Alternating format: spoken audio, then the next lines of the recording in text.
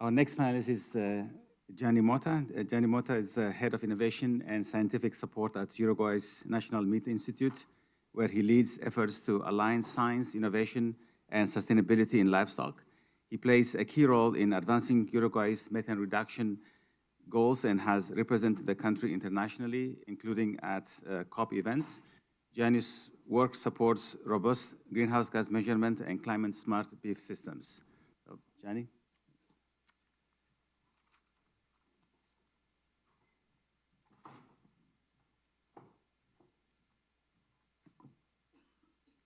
So thank you and for inviting me to this summit. That it's very important, and I hope that I could give you the opportunity to learn a little bit about our country, and also I'm here to learn about all your experiences and all the science that I've been doing here. So I have to start with, where is Uruguay? I get asked a lot of, where is Uruguay? So Uruguay is a South American country.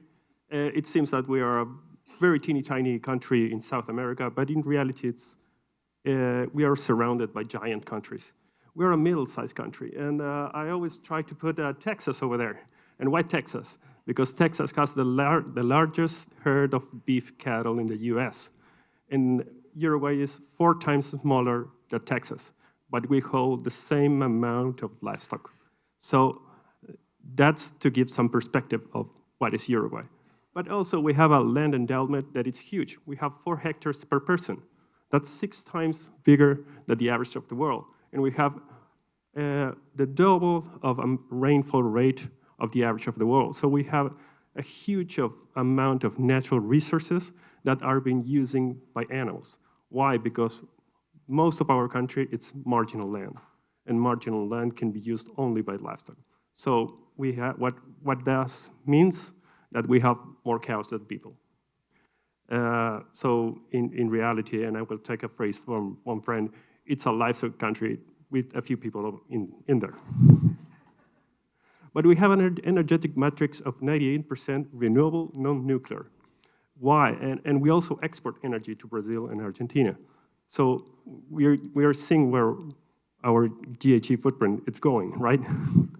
And we have a GDP per capita of $22,000, and this is very important for the next thing that I'm going to tell you. But we have a very small footprint in reality in counterpart with the world. So we are 0.05%, but with a very unique GHG profile, and that's why I'm here. But generally, what livestock means for our country. So we have 44,000 farmers. Around 50% are smallholders, so small farmers, and 25% of them are family managed. So a lot of families depend on this business. It employs 5% of the people on the country, but in the countryside, they represent 60% of all the working labor of the country. Packing plants represent 40% of all the jobs in agri-industrial sector. That is the most, I would say, important part of our industry in our country. It demands a lot of products and service that boost local economy, and it's a very, very important part of our history. Livestock has more than 400 years of history, so we started livestock production in 1600s, and the country got their independence in the 1800s. So livestock was before there. So this is why we have this very unusual GHG footprint. So more than 58% of all our emissions comes from methane. 58. And 50% of that comes from enteric fermentation. And when we are talking about enteric fermentation, we are talking about beef livestock. It's 89% of that. So what happened in our NDCs? So I would like for you to remember the Article 4 of the Paris Agreement that says that countries that are in the Paris Agreement should contribute to mitigate or to decrease their emissions. So as a developing country, we put goals to mitigate methane. How much? 32% reduction on CH4 per kilogram of beef, and we made no commitments to limit CH4 emissions and no commitment to reduce CH4 in any sector. That was in the first NDC. Why? Because we were a developing country. Well, luckily we are a middle-income country, so right now we have to even commit more. So what happened is that we increased our intensity emissions reduction plan to 35%, but we limit our total CH4 emissions like for plus 6% based on 2022. So we put a methane ceiling on our targets. Why? Because right now we are a middle-income country. And we put some commitments to cutting methane in some specific areas, but not in enteric methane emissions. So quickly, what happens? Well, since 1990, we have a huge decrease in the emission intensity, mainly because we increase methane emissions by 30%, but beef production by 90%. And as we committed here in 2015, so we knew what happened in the past, and we knew that we have a methane reduction. But right now, with our third NDC, we're in 2025, and we don't know what is going to happen.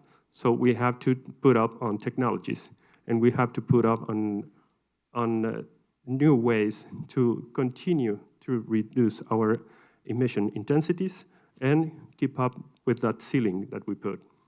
So what happened? In the past 20 years, we have a very stable stock, and you know that having a stable stock is important to maintain methane emissions.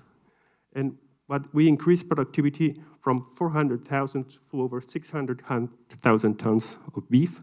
That's more than 50% of increasing productivity, and that was the increasing in the decrease in intensity emissions. So what happened for the males? For the males, what happened is that we increased the amount of grain-finished animals that come into to packing plants. So we improved the digestibility of those animals, but also we decreased the average age of the animals. And this is very important because those old steers that were on the grasslands are no more. So those old age 8-teeth animals that were ruminating and walking around on grasslands just emitting methane, they are starting to disappear. And we have more younger animals. And those things cut methane, total methane emissions. And we put more feed to gains. And all of this was done not by policy, direct policy, by farmers. The private sector did this. And what the public sector and the public policies did was working on market access in sanitary control, in traceability. These are the public goods that help farmers to go to this. Because as we gain market access, we can put our products in the world, gain more money, and the farmers getting more money, and they invest. So those are kind of the public policies that we use.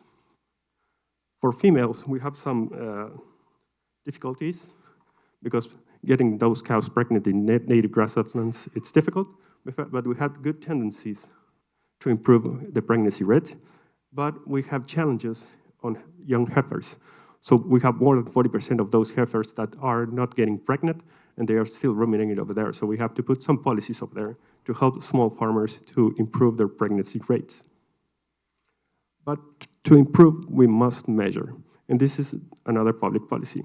So using our traceability systems, we, along together with the Livestock Ministry, the Environment Ministry, INAC, and the National Dairy Institute, we come up with a system, to measure the environmental footprint of all farmers.